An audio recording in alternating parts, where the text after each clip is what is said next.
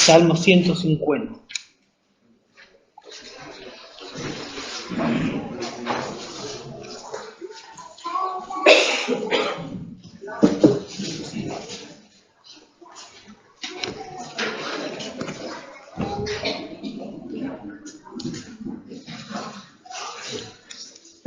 Dice así la palabra de Dios. Aleluya.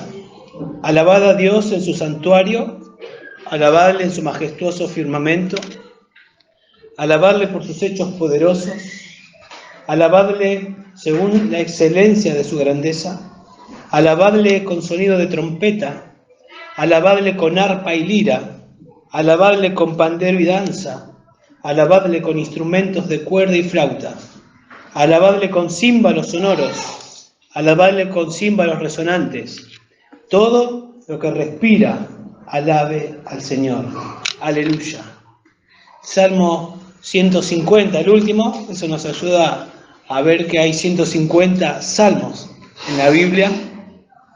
Pero no sé si saben que el libro de los Salmos está dividido en 5 libros. Del 1 al 41 es un libro, del 42 al 72 otro libro, del 73 al 89, del 90 al 106 y del 107 al 150.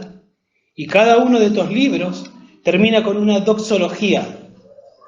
¿Sí? ¿Qué es una doxología? Doxo, gloria, logía, palabra. Entonces son palabras, terminan con palabras que alaban la gloria de Dios. Por ejemplo, el Salmo 41:13, el último versículo del primer libro, dice: bendito sea el Señor, elogiado, alabado sea el Señor, Dios de Israel, desde la eternidad hasta la eternidad. Amén y amén. Pero cuando vemos el Salmo 150, que es el último capítulo de todo el Salterio, vemos que los 6 versículos son una doxología. O sea, los 6 versículos es una invitación a alabar la gloria de Dios. Los 149 salmos anteriores nos dan la razón para que entonces alabemos y adoremos a Dios.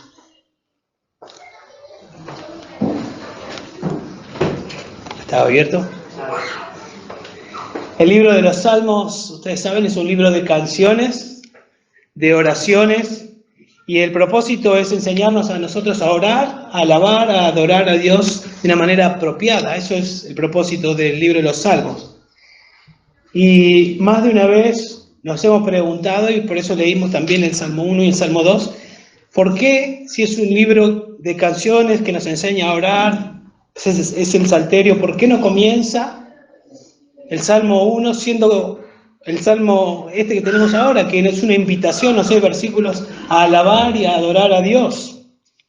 Pero todos sabemos que comienza con el Salmo 1, un salmo que nos presenta 2 caminos: el camino de los justos, el camino de los impíos, el camino de aquellos que tienen convicciones, valores conforme a la Biblia para hacer la voluntad de Dios, y los que rechazan la voluntad de Dios. Unos que viven conforme a la voluntad de Dios terminarán pasando la eternidad en el cielo, y aquellos que rechazan a Dios terminarán lamentablemente en el infierno. El Salmo 1 y el Salmo 2, como nosotros leímos, son la introducción al libro de los Salmos, y en el primer Salmo, el Salmo 1, enaltece la palabra de Dios, y el Salmo 2 enaltece al Mesías. Entonces, si alguien quiere alabar a Dios, es necesario, antes de alabar a Dios, que llegue a tener una relación con Dios por medio del Mesías, que nos enseña su palabra, que comienza a deleitarse en la palabra de Dios, que su corazón se asombre del Mesías y de la salvación de Dios, y cuando eso pasa, entonces vendrá la alabanza. Estos salmos, el Salmo 1 y el Salmo 2, comienza mostrándonos y llamándonos a una correcta relación con Dios. Comienza diciendo el Salmo 1, bienaventurado el que se deleita en la ley de Dios, y termina el Salmo 2 diciendo, bienaventurados los que se refugian en el Mesías, dándonos a entender que la verdadera felicidad, la verdadera dicha, la bienaventuranza, está en deleitarse en la palabra de Dios, en refugiarse en el Mesías. Nadie puede alabar y adorar a Dios de manera correcta sin tener una relación con Dios por medio del Mesías. Ninguna adoración, ninguna alabanza, ninguna gratitud será aceptada a Dios si no tiene como fundamento a Cristo, al Mesías.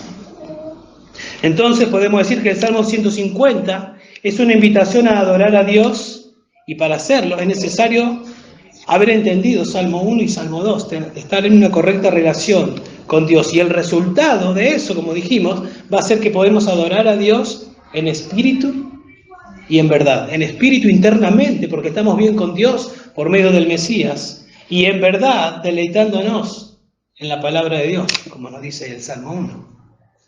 Entonces, el Salmo 150 que vamos a explicar, lo viven aquellos que han creído en Cristo. Aquellos que han creído en Cristo y que evidencian que han creído en Cristo sujetándose a la palabra de Dios, deleitándose en la palabra de Dios, y parte de ese fruto es alabanza. ¿Sí? Cantábamos al principio y al final que todo lo que existe, todo debe adorar a Dios, que lo podamos alabar con todo nuestro corazón, y así debe ser. Entonces vamos a mirar en este salmo, o vamos a resumirlo en una oración, y es la siguiente: Dios debe ser alabado por todos, en todo lugar, por lo que Él es y hace. ¿Sí? Dios debe ser alabado por todos, en todo lugar, por lo que Él es y por lo que Él hace. Tenemos que alabar a Dios por lo que Él es y por lo que Él hace. Y para ver esto que acabo de decir, esta verdad, vamos a verlo mediante 5 exhortaciones que te enseñan tu deber, mi deber de alabar a Dios. En esta convocatoria universal, porque es una convocatoria universal de alabar a Dios, unas 10 veces de manera imperativa se nos dice que debemos alabar a Dios. Leyéndolo, cuando lo leí, ustedes siguieron con la vista, se dieron cuenta que se repetía una y otra vez, que hay que alabar a Dios y alabar a Dios, y está de forma imperativa 10 veces. 13 veces se repite la palabra alabar, incluyendo el aleluya del principio y el aleluya del final. La palabra aleluya es una transliteración de la palabra hebrea aleluya, ¿sí? Ya de Yahvé, alelu significa alabar a Yahvé. Entonces, al principio y al final son como un indicador de todo lo que nos habla el Salmo. Tiene que ver con alabar a Dios. Y estas palabras aleluya solamente se encuentran en los salmos anónimos, que no tienen el nombre del autor humano. Y aparentemente fueron los últimos salmos que se compusieron y que se comenzó a usar de forma normal después del exilio. Si esto es así, nos ayuda a entender que este salmo se escribió o se comenzó a usar después del exilio, y eso nos ayuda a entender que los hebreos no solo podían mirar hacia atrás y recordar el éxodo, sino también la fidelidad de Dios, habiéndolos llevado al exilio por ser infieles, como Dios había dicho. Dios fue fiel llevándolos porque ellos fueron desobedientes, y después de 70 años Dios los volvió a traer, y de esa manera Dios mostró su mano poderosa, su fidelidad, su carácter. Así que si fue escrito después, eso tenía no solamente el éxodo en mente, sino también, y todo el obrar de Dios, sino también su fidelidad, llevándolos y trayéndolos del exilio. El bosquejo lo vamos a ver por medio de 5 preguntas a las que va a responder el texto. El texto nos va a responder a quién hay que alabar. Y la respuesta es Dios, obviamente. ¿Dónde alabar? ¿Por qué alabar? ¿Cómo alabar? ¿Y quiénes deben alabar? Y de esa manera estaremos viendo lo que dijimos al comienzo. Dios debe ser alabado por todos, en todo lugar, por lo que Él es y por lo que Él hace. Comencemos entonces contestando la primera pregunta. ¿A quién alabar? El verso 1 nos dice: alabad a Dios. Parece sencillo, parece obvio, alabad a Dios. La idea es al Dios que gobierna, al Dios todopoderoso. Esa es la idea de esta palabra. Es una palabra que se usaba para hablar de otras deidades, Y los pueblos nombraban con este nombre a otras deidades, que para ellos era el que gobernaba, el Todopoderoso. Pero Dios inspiró, o el autor humano, inspirado por el Espíritu Santo, usa esta palabra y la aplica a Dios, al único Dios que gobierna, al único Dios poderoso. Israel sabía obviamente que era Dios, el único digno de alabanza. Cuando Israel sale de Egipto, ustedes recordarán, sale de Egipto, Dios comienza una relación con ellos. Dios los busca, ellos están en esclavitud, Dios los busca, y Dios comienza una relación con ellos, y luego Dios los saca y Dios les da la ley por medio de Moisés. Y esa ley que ellos tienen para continuar esa relación con Dios, no para ser redimidos, sino para continuar esa comunión con Dios, comienza de esta manera en Éxodo 22. Dios le dice así: yo soy el Señor tu Dios, que te saqué de la tierra de Egipto, de la casa de servidumbre. No tendrás otros dioses delante de mí. No te harás ídolo ni semejanza alguna de lo que está arriba en el cielo, ni abajo en la tierra, ni en las aguas debajo de la tierra. No los adorarás ni los servirás, porque yo, el Señor tu Dios, soy Dios celoso. Yo soy el que te saqué. Yo soy el Dios que te saqué, no hay otro Dios, yo soy el único Dios. Yo soy el Dios que gobierna, te lo demostré en Egipto, humillando a todos los dioses, mostrando que no hay otro como yo, sacándote, yo soy el único. Y parece obvio, como decía yo recién, que solo Dios debe ser adorado.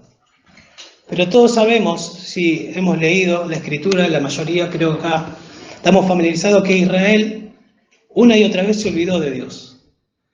Una y otra vez se olvidó de Dios. De hecho, salieron de Egipto y no mucho tiempo después habían hecho un becerro de oro para adorarlo. Y habían dicho que ese becerro de oro era el Dios que los sacó de Egipto. Y nosotros decimos, qué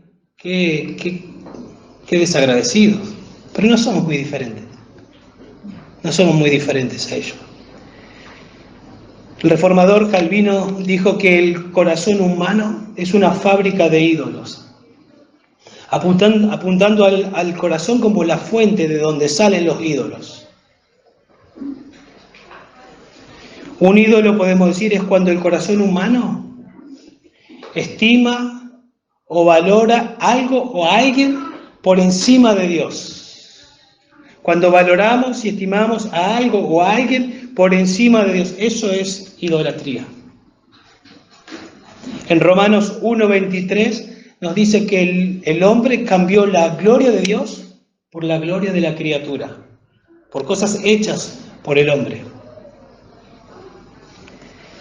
Ahora, yo estoy seguro que la mayoría de nosotros, ninguno de nosotros va a adorar o se va a postrar ante una imagen. Creo que nadie lo va a hacer, porque es claro en la Biblia que no hay que hacerlo. Ni a una estatua, creo yo que nadie lo va a hacer. Pero no necesariamente hacer eso es idolatría. El corazón, dijo alguien, toma cosas buenas de Dios y las considera mejor que Dios. Toma la creación y lo pone por encima del creado.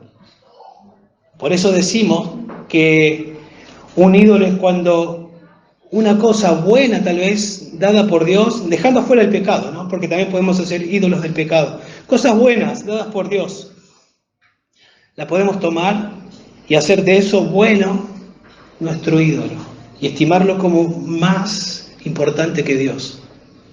Pensemos en algunas cosas: la familia, algo bueno creado por Dios; la comida, relaciones sexuales lícitas creadas por Dios; el trabajo, la diversión, el dinero, el ministerio cristiano.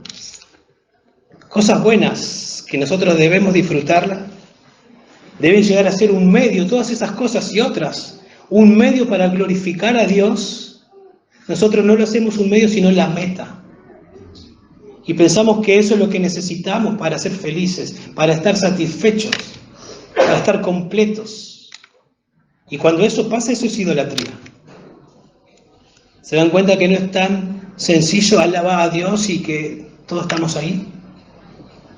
Es una fábrica de ídolos nuestro corazón. Cuando cualquiera de estas cosas u otras captura nuestro corazón, nuestra mente, nuestros afectos, y pensamos que necesitamos eso para estar completos, satisfechos, y al punto de que cuando no lo tenemos estamos deprimidos. Eso es idolatría. Probablemente eso sea idolatría. Tenemos que examinar nuestro corazón. La semana pasada compartíamos el Salmo 63:3, donde David decía: tu misericordia, oh Dios, es mejor que la vida, decía David. O sea, tu misericordia, tu amor leal, tu amor inagotable, la relación que yo tengo contigo, Dios, es mejor que la vida misma, dice David.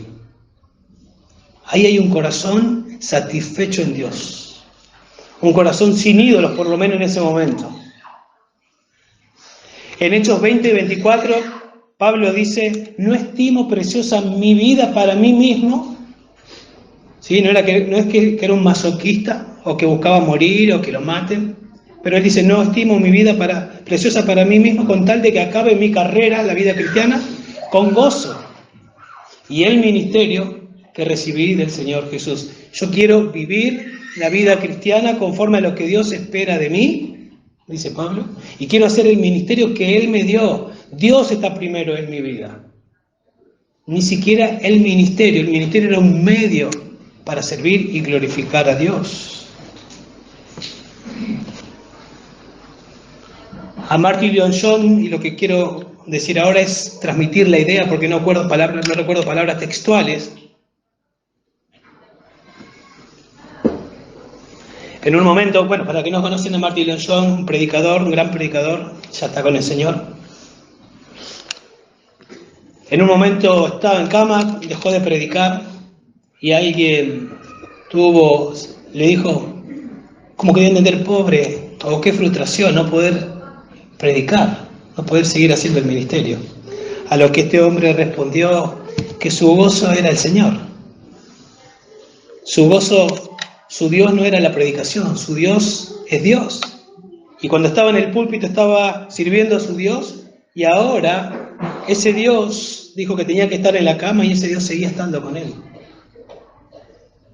Si él se hubiese frustrado porque no podía predicar, eso estaría revelando que su Dios no era Dios sino la predicación. Y estaría haciendo de algo bueno un Dios. Entonces, tenemos que prestar atención a nuestro corazón. Continuamente nos presenta ídolos.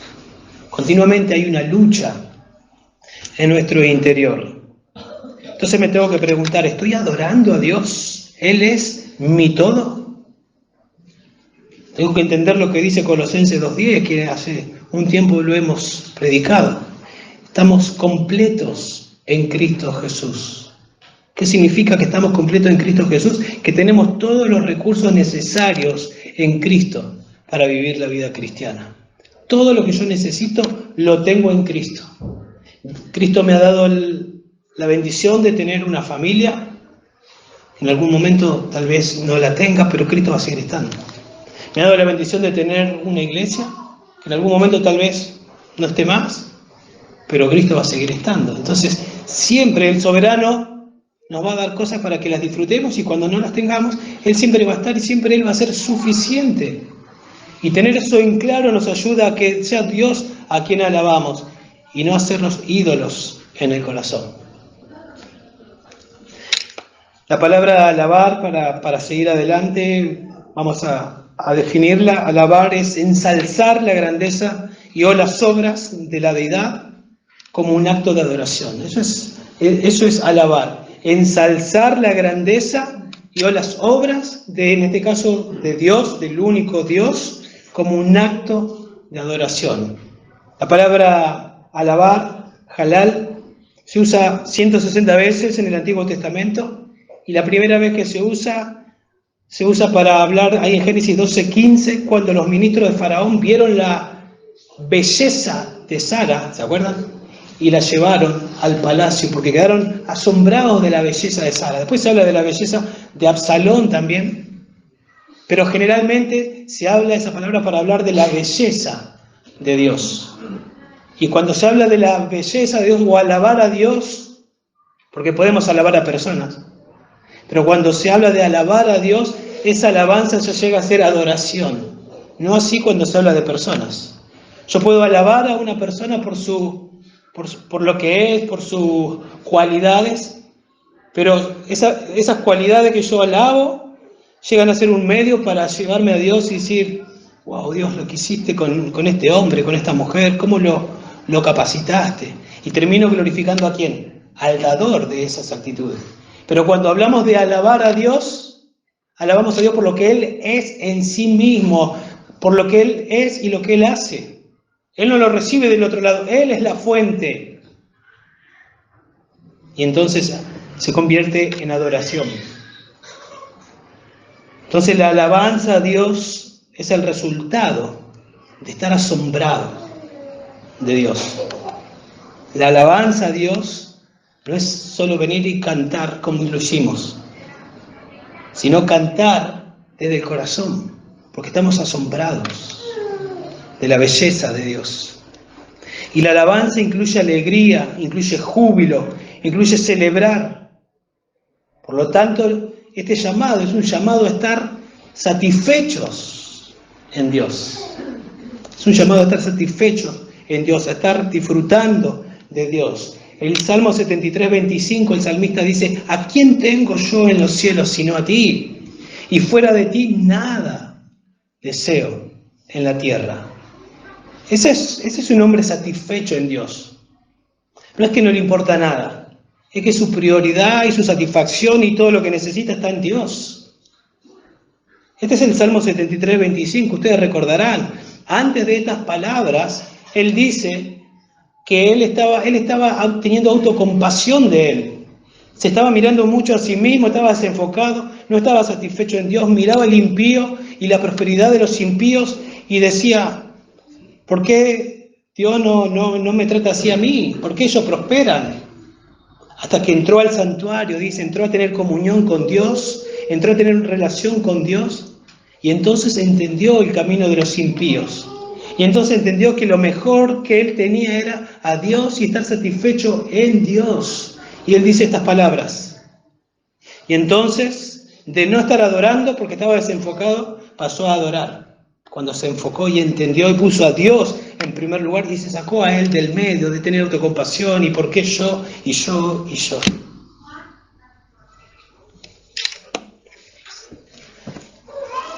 Entonces, cuando Dios nos llama a alabarlo, a adorarlo, no es un llamado egoísta de parte de Dios. Alábeme a mí, que yo soy Dios. Es un llamado a que nuestro corazón disfrute de Él, que esté satisfecho en Él. Porque si nuestro corazón no está satisfecho en Él, la alabanza no es recibida por Dios. Jesús cuando vino dijo, este pueblo de labios me honra, pero ¿qué? Su corazón está lejos de mí. Tenían ídolos, muchos. No hechos de imágenes, no había nada de eso. Pero mucha idolatría, mucho ego, mucho orgullo. Y no adoraban a Dios. Entonces la alabanza que Dios espera no nace de la boca, nace del corazón. ¿Sí? Nace de un corazón que estalla de gozo por estar en la presencia de Dios, por estar disfrutando de Dios. En tu presencia, dice el Salmo 16, 11, hay plenitud de gozo. Un teólogo, Gruden, dice lo siguiente, la adoración es la actividad de glorificar a Dios con nuestras voces y corazón en su presencia. Con nuestras voces y con nuestro corazón en su presencia. Y siempre vivimos en su presencia. Entonces cuando Dios nos exhorta a que lo alabemos, ¿sí? Nos está exhortando a que lo glorifiquemos y eso no está divorciado de nuestro gozo, de nuestro deleite. Por eso es bienaventurado el que se deleita en la palabra de Dios. Ese es el bienaventurado. El que se ha refugiado en el Mesías. El que está asombrado de lo que Dios hizo en su vida, en su corazón. Para eso fuimos creados, para alabar y glorificar a Dios. Cuando no estamos alineados a eso, no estamos viviendo para lo que fuimos creados. Dice Isaías 43:7, todos los llamados de mi nombre Para gloria mía los he creado, los formé y los hice. Otra versión dice lo siguiente: traigan a todo el que me reconoce como su Dios, porque yo los he creado para mi gloria. Fui yo quien los formé. El Catecismo de Westminster responde a la pregunta: ¿cuál es el fin principal del hombre? ¿Cuál es el fin principal del hombre? La primera pregunta del Catecismo. Y la respuesta es: el fin principal de todo hombre es glorificar a Dios y junto con eso y gozar de Él para siempre. Porque cuando glorificamos a Dios, estamos deleitando en Él. Cuando nos deleitamos en Dios, glorificamos a Dios. Por eso Jonathan Edwards decía que cuanto más satisfechos estamos en Dios, Dios es más glorificado. Imagínense ustedes que están mirando a alguien que está comiendo un plato de comida y usted lo mira y no se da cuenta y está ahí disfrutando y uno dice: wow, le gusta esa comida, la está disfrutando. Cuando nosotros estamos disfrutando a Dios, Dios es glorificado. Otros miran y dicen: wow, es grande, parece tu Dios para vos. Nosotros no nos llevamos la gloria, sino el Dios en el que nos estamos deleitando. Entonces, alabar a Dios, hermano, no es un pedido egoísta, es para nuestro bien. ¿Quién debe ser alabado? En primer lugar, nos dice ahí Dios. La segunda exhortación que nos enseña acerca del deber de alabar a Dios responde a la pregunta: ¿dónde debe ser alabado Dios? ¿Dónde debe ser alabado Dios? Versículo 1. Alabad a Dios en su santuario, alabad a Dios en su majestuoso firmamento. Con santuario está hablando del lugar santo, del templo en Jerusalén probablemente, ¿sí? Ustedes saben, lugar donde se manifestaba la presencia de Dios, donde era convocado el pueblo de Israel para alabar a Dios. Y majestuoso firmamento es una referencia al cielo. Lo que está diciendo con estas dos ideas es que cielo y tierra debe alabar a Dios. Cielo y tierra debe alabar a Dios. Esa es la exhortación. Y nosotros sabemos que el cielo lo está haciendo. Lo hizo, lo hace y lo está haciendo. Dice, por ejemplo, en Isaías 6:2, por encima de él había serafines, cada uno tenía 6 alas, con 2 cubrían sus rostros, con 2 cubrían sus pies, con 2 volaban, y el uno al otro daba voces diciendo: santo, santo, santo es el Señor de los ejércitos, llena está toda la tierra de su gloria. Eso pasa en el cielo, es como que se nos abre una ventana en el cielo y nos muestra que se está adorando a Dios.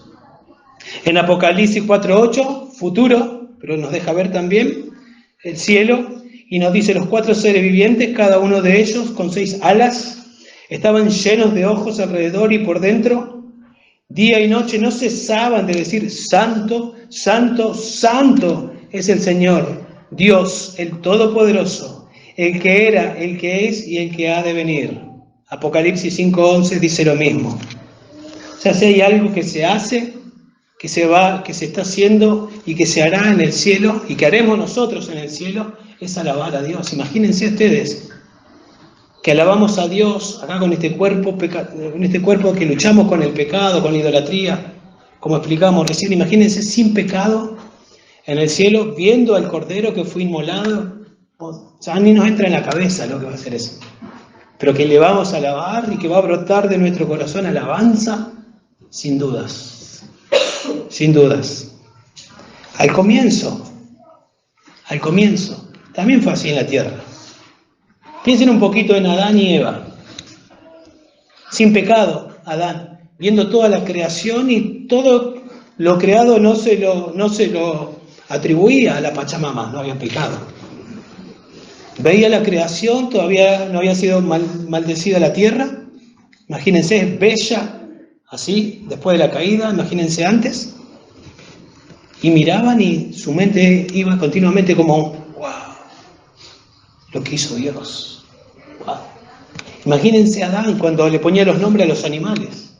Iban pasando y le ponía nombre, ¿sí? Ustedes seguramente cuando vio, tal vez fue al zoológico una vez y vio por primera vez un elefante, un león, y quedó: wow.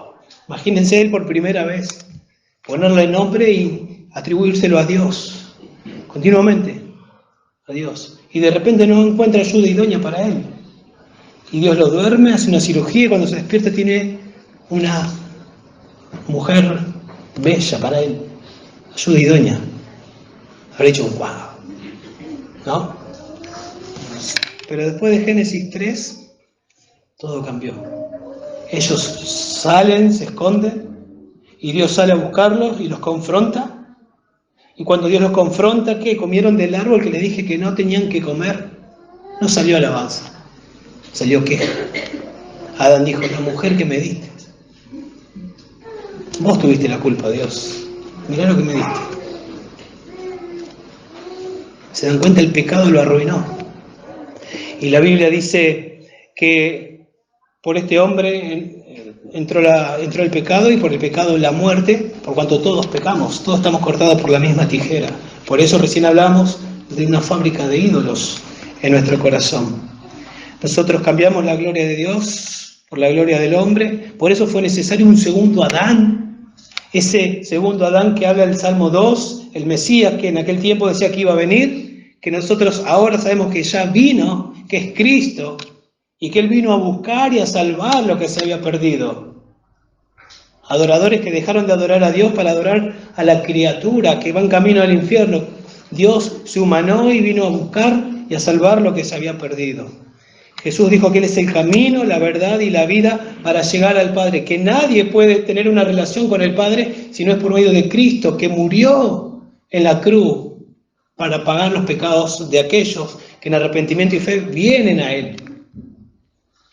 Y entonces cuando Él salva otra vez, llegamos a ser adoradores que podemos adorar en espíritu y en verdad. Y una de las marcas de un creyente es que es una persona que alaba, que adora a Dios. Y una marca de alguien que no es un creyente, no adora, no alaba a Dios. Si hay un lugar donde va a haber quejas y odios y se va a hablar mal de Dios, ese es el infierno. Y si hay un lugar donde se va a hablar bien de Dios y se va a exaltar a Dios, ese es el cielo. En el tiempo que se escribió el Salmo, era la nación de Israel el lugar donde Dios, el verdadero Dios, era adorado. Y de alguna manera ellos tenían que ser el medio para llegar a otras naciones. Pero bueno, cuando nuestro Señor vino, no fue así. Como dijimos, su corazón estaba lejos, nos dice la Biblia. Hoy, si hay un lugar donde el versículo 1 se cumple, ese lugar es la iglesia. Si hay un lugar donde en la tierra Dios es adorado, ese lugar es en la iglesia. O es la iglesia. Cuando digo en la iglesia no me refiero a las paredes, me refiero a la iglesia, a aquellos que son templos del Espíritu Santo.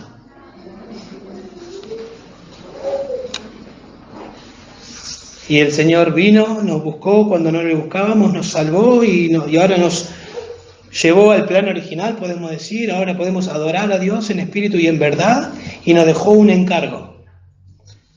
Vayan y hagan discípulos y busquen a todos aquellos que no me están adorando para que vengan a adorar.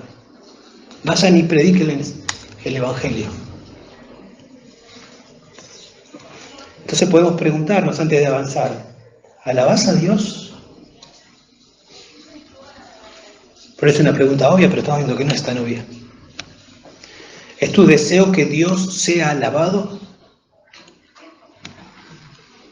Tiene que ver con tu corazón primero, para que luego sea en tu casa, como siempre decimos, para que sea en la congregación y para buscar a la comunidad.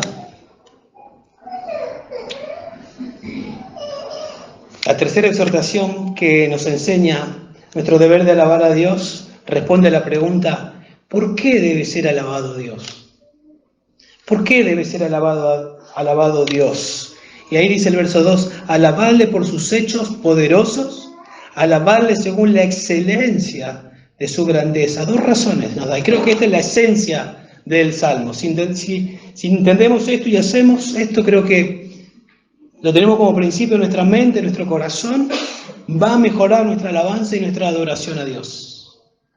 Alabarle por sus hechos poderosos, podemos decir que las dos razones tienen que ver con su poder, pensar en su poder pensar en su persona, pensar en lo que Él ha hecho, pensar en su persona. Fíjense lo que dice el Salmo 145, verso 5 y verso 6. Está ahí dando vuelta a la página nada más. 145, verso 5 dice: en el glorioso esplendor de tu majestad y en tus maravillosas obras, o sea, en tu majestad, en tu persona, en tu gloria y en tus obras, meditaré. Los hombres hablarán del poder de tus hechos portentosos y yo contaré tu grandeza. Si nosotros tenemos como principio meditar en el poder de Dios, en los hechos poderosos de Dios y en su persona, nuestro corazón se va a inflamar, se va a incendiar. Y de lo que hay en nuestro corazón vamos a hablar. Y nuestra vida va a ser una vida de adoración. Y vamos a hablarles a otros de ese Dios del cual estamos enamorados. Cuando nos dice acá el Salmo, cuando el Salmo le decía a ellos, en primer lugar, alabarle por sus hechos poderosos, apelaba a que la mente de los hebreos recuerde, mire hacia atrás. Y tal vez podían recordar muchas cosas, pero el evento más glorioso tal vez fue el Éxodo, cuando ellos estaban en esclavitud, ¿se acuerdan? Estaban en esclavitud allá en Egipto, y ellos entendieron por Génesis que Dios siempre estuvo al control, que el Dios siempre estuvo gobernando, y que allá en Génesis 15, versos 3 y 14 dijo que a Abraham, la descendencia de Abraham iba a estar en esclavitud 400 años en Canaán y luego el Señor lo iba a sacar con mano poderosa. Y eso fue lo que pasó, y ellos miran hacia atrás, y eso fue lo que pasó, y Dios lo sacó con mano poderosa de Egipto, la potencia de aquel tiempo. Y cuando Dios despliega sus plagas, cada una de sus plagas tiene la intención de humillar a un Dios egipcio y demostrar que no son nada, y demostrarle a los hebreos quién es el verdadero, el soberano, el todopoderoso. Y los saca el Señor con mano poderosa. Ahí leyendo Éxodo 14, una de las cosas que encontramos que se repite una y otra vez, que el corazón de Faraón iba a ser endurecido, o sea, se iba a intensificar sobre algo que ya estaba. Dios iba a endurecer el corazón que ya estaba endurecido, con el propósito de que Dios sea glorificado y que se vayan desplegando cada una de las plagas. Dios podría haber hecho una especie de arrebatamiento, tomarlos, Dios lo podía hacer, sacarlos y llevarlos a Canaán. Podía haberlo hecho, pero lo hizo como nosotros sabemos, para mostrar su poder, su gloria. Y siempre les recuerda, le dirás a tus hijos que yo Dios te he sacado con mano poderosa. Y tenían que pasar de generación a generación. De hecho, hubo una fiesta, la Pascua, para recordar lo que había pasado. Con el propósito, seguimos adelante, de que Dios sea glorificado. De que Dios sea glorificado en todo. Bueno, ¿qué ocurrió en ese momento con los responsables de contar a la nueva generación? Enseguida, en el verso 14, leemos que se están quejando porque no tenían agua. Después de haber visto el despliegue de Dios, se quejaban porque no tenían agua. Y Dios le da agua a través de una roca. Y después tenemos Éxodo 15, donde está el cántico de Moisés y del pueblo, exaltando el poder de Dios. Y parte de ese cántico dice así: ¿quién como tú entre los dioses, oh Señor? O sea, nadie. ¿Quién como tú, majestuoso en santidad, temible en la alabanza, haciendo maravillas? Nadie es como tú. O sea, como que el corazón de Moisés y seguramente del pueblo están asombrados de lo que Dios había hecho. Si quieren, bájenlo, que no venga, porque va a venir de golpe y va a interrumpir, y seguimos así.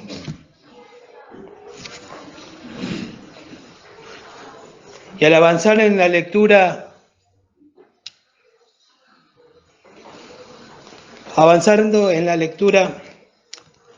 nosotros nos encontramos que el mayor problema para la falta de alabanza y de adoración es el pecado.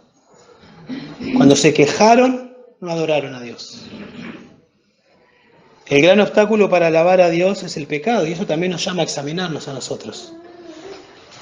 Primero, ¿estoy alabando a Dios? ¿Hay algún otro ídolo? ¿Estoy alabando a Dios? ¿Hay pecado en mi vida? El Salmo 51, verso 14 dice, líbrame de delitos de sangre, oh Dios, David confesando su pecado. Líbrame de delitos de sangre, oh Dios, Dios de mi salvación. Entonces mi lengua cantará con gozo tu justicia. O sea, Señor, líbrame, límpiame del pecado para que yo pueda entonces, con gozo, alabarte. Abre mis labios, oh Señor, para que mi boca anuncie tu alabanza. ¿Se dan cuenta? David está diciendo, Señor, por favor, perdóname, para que yo pueda con gozo alabarte, para que yo pueda cantar de ti. Cuando el Salmo habla de hechos poderosos, lo que está tratando de decirnos es que son hechos incomparables. Son hechos incomparables. Son hazañas que solo Dios puede hacer. ¿Sí? ¿Agarro? ¿Seguimos? Después dejamos a los genios de la filmación que hagan lo que tengan que hacer.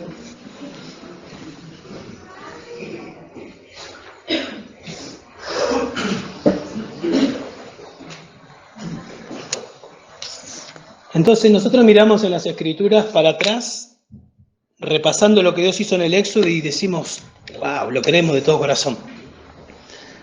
Cuando celebraron la Pascua, ¿se acuerdan? Mataron el cordero, pintaron con la sangre el dintel y el ángel de Jehová pasó y sacó a todos los que por fe creyeron y pintaron el dintel. Pero cuando vamos al Nuevo Testamento dice que a los creyentes que nuestra Pascua es Cristo. O sea que ese cordero apuntaba a Cristo.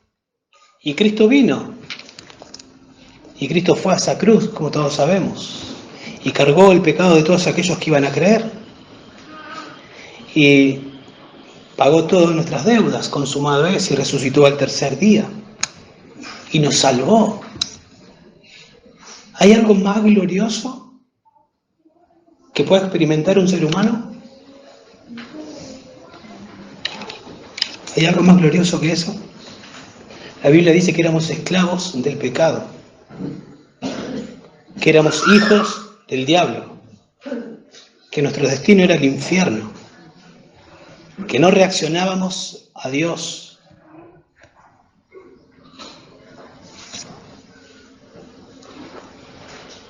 Pero no somos como Israel a veces, que nos olvidamos y que no lo valoramos como lo debemos valorar.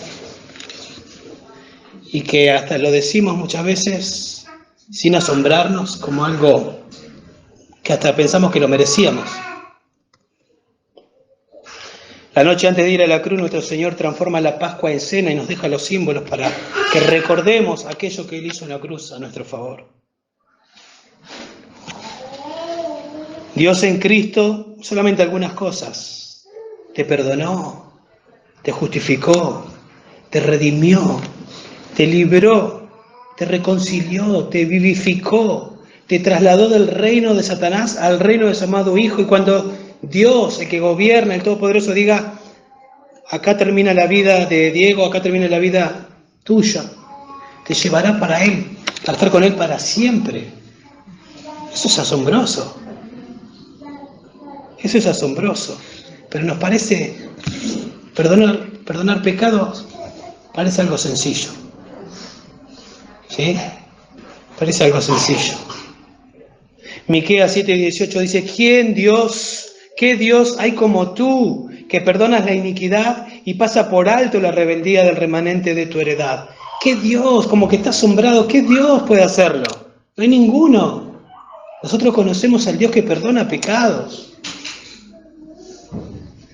En 1 Juan 3:1, Juan, el discípulo amado, el discípulo que habla mucho del amor. De hecho, en el Evangelio él habla y se refiere a él como el discípulo a quien Dios amaba, como que está asombrado. Dios me ama a mí. En 1 Juan 3:1 dice, mirad cuán amor nos ha otorgado el Padre, para que seamos llamados hijos de Dios. Como que dicen, wow, ¿vieron el amor que nos ha dado el Padre, que nos ha llamado hijos suyos? Y eso somos. Y después sigue, y aún todavía no pasó lo que habremos de ser. Cuando le veamos cara a cara seremos como Él, seremos transformados. Está como asombrado, satisfecho. Así tiene que estar nuestro corazón, hermanos. Hablábamos en el primer punto, el cielo y la tierra deben adorar a Dios. Dijimos que en el cielo los ángeles en aquel tiempo adoraban a Dios y en este tiempo también adoraban a Dios. Están adorando a Dios. Y en este tiempo los ángeles están viendo, ¿sí? Porque ellos no son omniscientes. Ellos vieron a Dios crear, ellos son criaturas. Vieron a la segunda persona de la Trinidad hacerse un bebé, nacer en un pesebre. Cuando el mundo le dio la espalda al nacimiento de Cristo, dice que una multitud de ángeles lo adoraron y lo alabaron. Después vieron a ese bebé crecer y por las criaturas ser clavado en una cruz.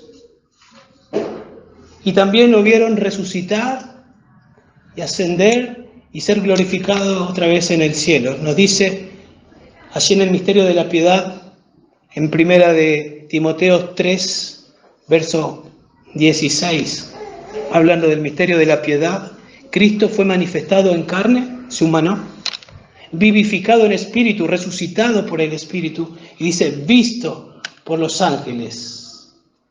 Como que los ángeles están, no puedo creer que se haya hecho un bebé. ¡Wow! No puedo creer que criaturas estén clavando en una cruz al Creador.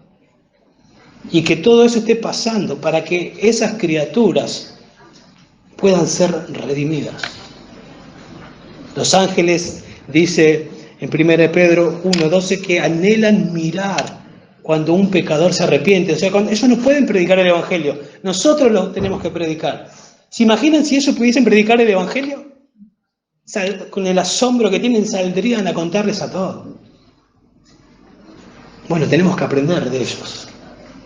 Dios espera que nos pase eso. Entonces, asombrados, pensemos en lo que Dios ha hecho, ¿sí?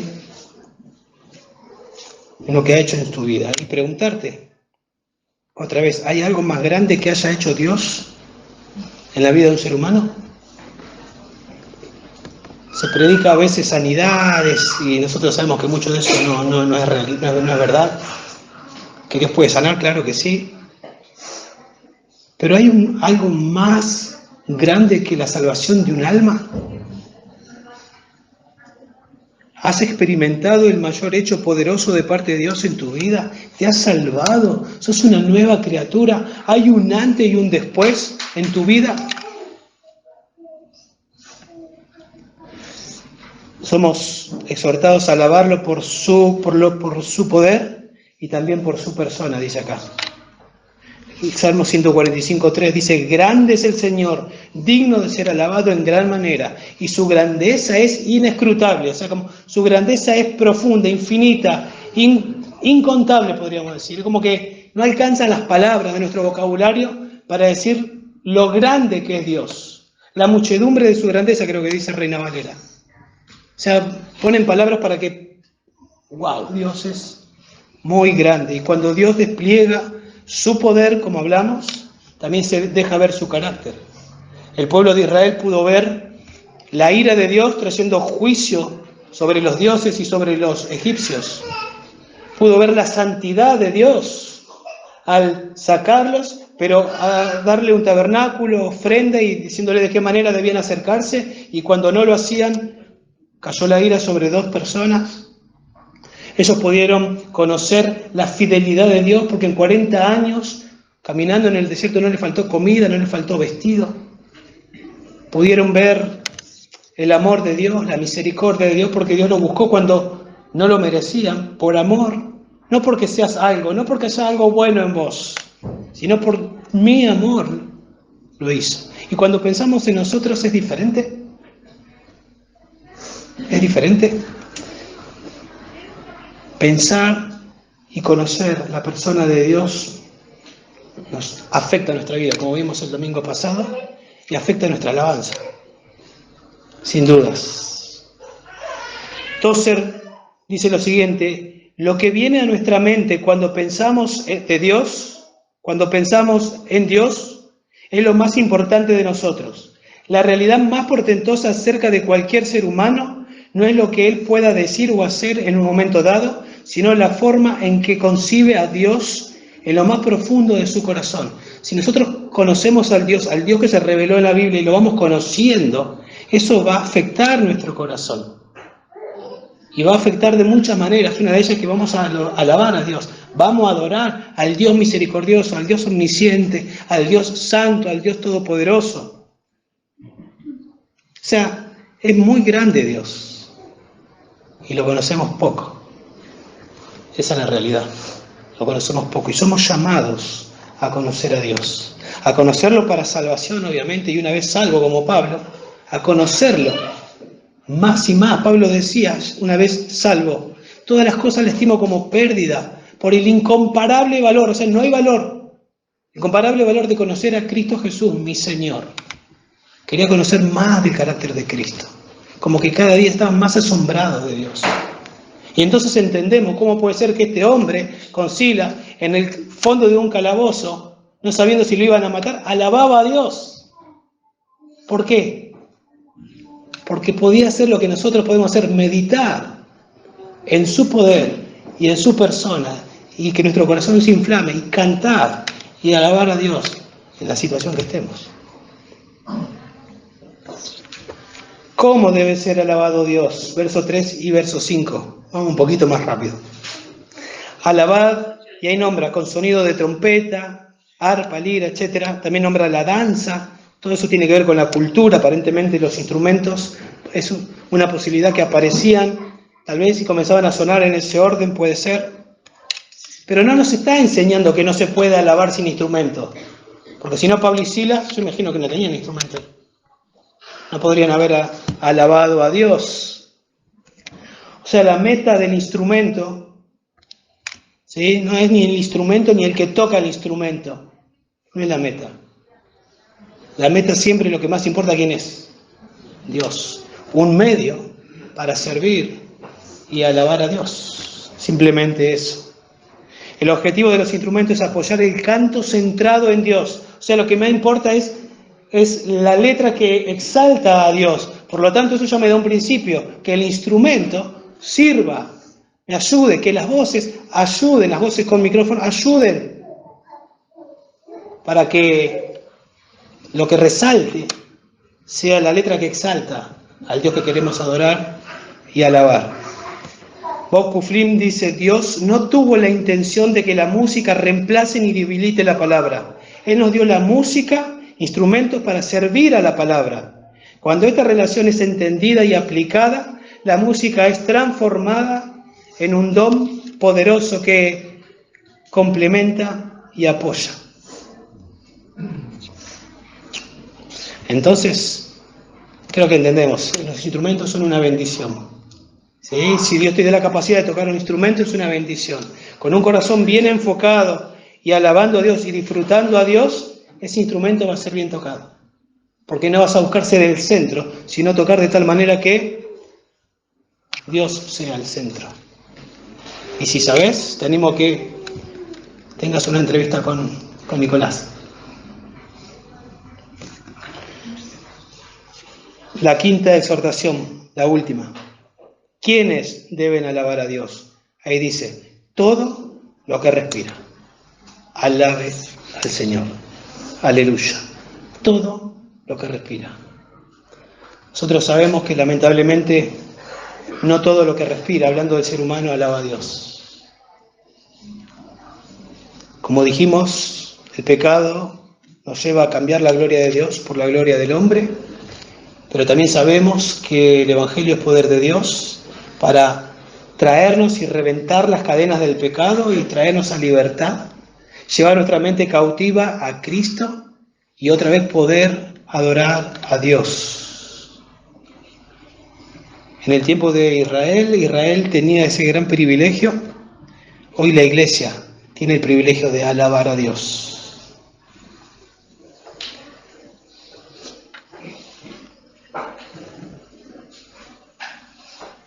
Un corazón que conoció y continúa conociendo al incomprensible Dios. Ese debe ser nuestro corazón.